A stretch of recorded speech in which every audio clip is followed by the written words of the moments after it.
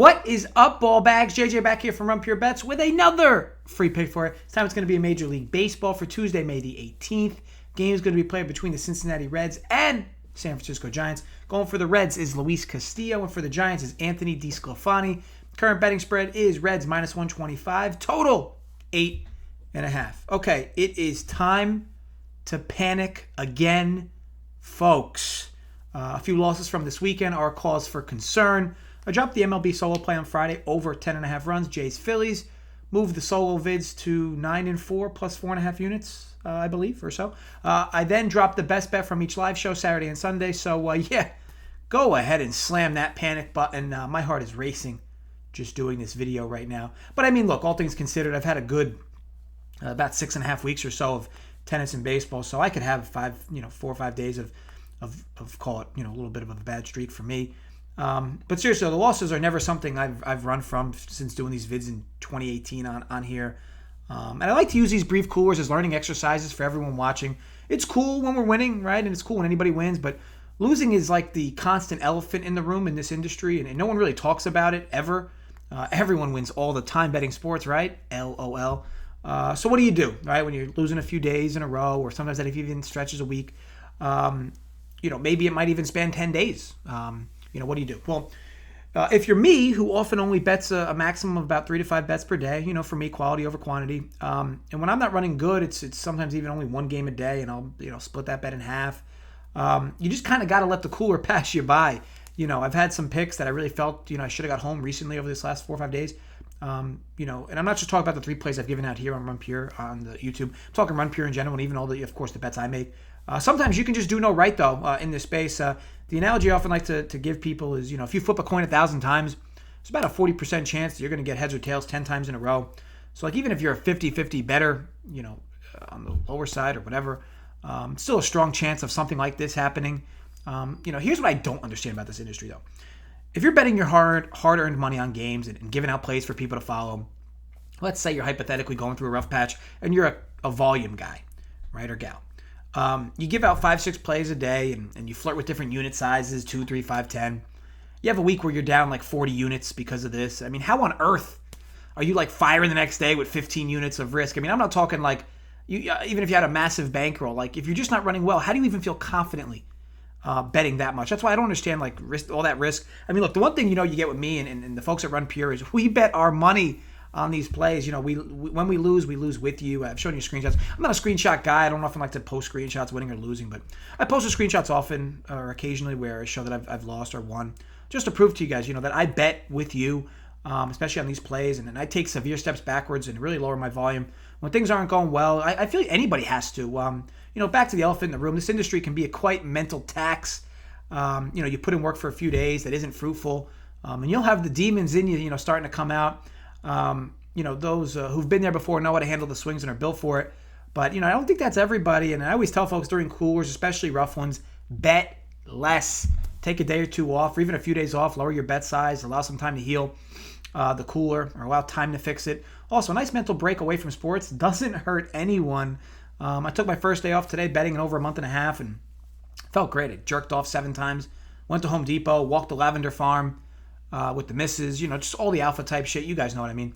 Anyway, it's okay to lose in this industry. Why everyone hides from it is obvious, right? Because that doesn't sell to anyone, right? But the truth of the matter is, best in the business, lose in short samples, sometimes even some longer stretches. You just take a step back, recalibrate, get back at it. With that in mind, we are 1 game away from our first game losing streak on the channel this season.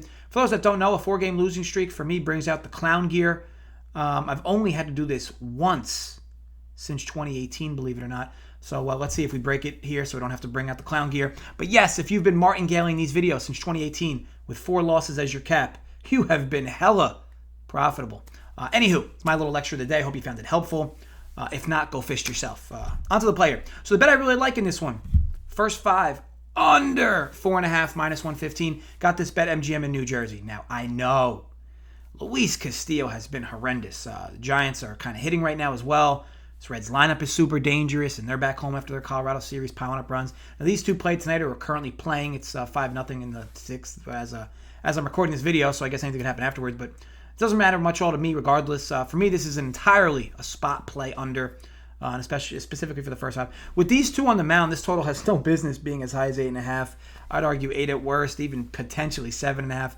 But now the market is starting to overreact to my guy, Luis Castillo. Let's talk more on him. For those that watch enough of my content know that you cannot target Luis Castillo when he is away from home and when he is pitching in the cold.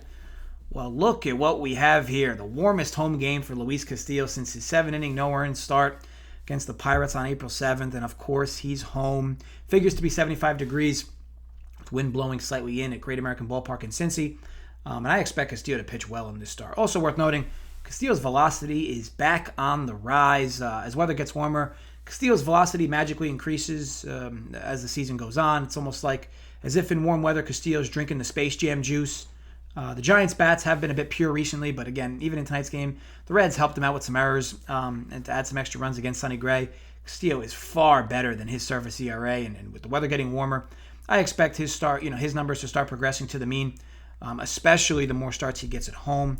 So if I think Castillo throws really well here, I mean, why not back the Reds at a semi-short price here, $1.25? Anthony Desclafani on the other side has been nothing short of fantastic to start the year. Absolutely punishing to right-handed bats specifically. This is important in this game because the Reds are down Votto and Moustakas. So it's really just going to be Jesse Winkler and Tyler Naquin from the left side as threats. And it's not like Desclafani's awful versus lefties either. His 191 batting average or weighted on batting average versus righties is just uber elite. Surface numbers expect to see a bit of regression, but he doesn't walk many guys, and he severely limits hard contact. Line drive rate at 13.6%. It's just wildly good. Reds have certainly underachieved a bit thus far, but they appear to have felt a bit of the Coors Field hangover the game after, and I have little reason to think their sticks magically wake up against a very good right-handed pitcher in Desclafani. Now, it's also relevant to bring up how the market often takes time to adjust to an arm like Desclafani. You know what's interesting is, take a guy like Garrett Cole, right? If he's pitching poorly, the market will not react. The market will continue to think he's a really good pitcher, right? And they've even done this a bit with Luis Castillo this season, right? Luis Castillo, people have this mindset that he's a good pitcher. So a lot of his starts tend to be in the 7.5, 8 number, right? But now the market's turning on Castillo, right? He's had enough bad starts where it's okay, so now we're going to start opening numbers fatter than what we had originally. Guy like Garrett Cole, he may have 4 bad starts in a row. Market doesn't care. His numbers are he's still going to open, with a total of a 7.5 versus a decent hitting team. If he's starting for the Yanks or 8, whatever. A guy like Desclafani, he could throw a bunch of good starts. The market's going to take a while to react to him. Now, Desclafani was really good prior to the 2020 year, and now he's starting to correct himself again. He's by no means like a household name in the recognition of big arms in the National League, but he's been really good thus far, and his advanced stuff's been really good. 2 above, this line at 8.5 indicates you have 2 average arms going in Cincinnati here. I'd argue we have 2 above average arms, which often would equal a total of 7.5 and even 8 on the high side. Yet this total sits 8.5 with a first 5 of 4.5. I prefer to avoid the Pens in this game for some obvious reasons. I don't think I need to really address that. But I love the first 5 under here, 4.5. Got that minus 115. First 5, 4.5 under, minus 115. Bet MGM in New Jersey. May the odds be ever in our favor. Want to thank you all for watching. If you enjoyed, thumbs up. Create some fake accounts more.